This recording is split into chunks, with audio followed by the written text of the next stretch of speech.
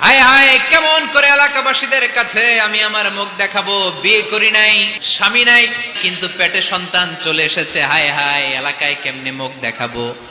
লজ্জায় পড়ে মারিয়াম আলাইহিস সালাম এলাকা থেকে চলে গেলেন। কি অবাক করে কাণ্ড! বাচ্চা ভূমিষ্ঠ হওয়ার জন্য, বড় হওয়ার জন্য 6 মাস 7 মাস লাগে নাই, পেটে বাচ্চা আসার সাথে সাথে বাচ্চাটারে বড় করে দিয়েছে কে?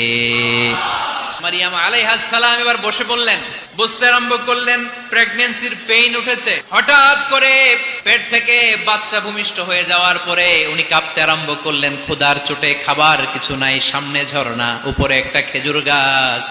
সাইয়েদনা ঈসা আলাইহিস সালামকে কোলে নিয়ে মারিয়াম আলাইহিস সালাম মনে মনে ভাবে, হায় রে, কেউ যদি একটু খেজুর পেড়ে দিত, এই ক্ষুধার মুহূর্তে আমি খেজুর খেয়ে পেটের ক্ষুধা নিবারণ করতাম। রব্বুল আলামিন মারিয়ামকে উদ্দেশ্য করে আয়াত নাজিল করে দিলেন, হুজ্জি ইলাইকি বিজিযআইন নাখলা।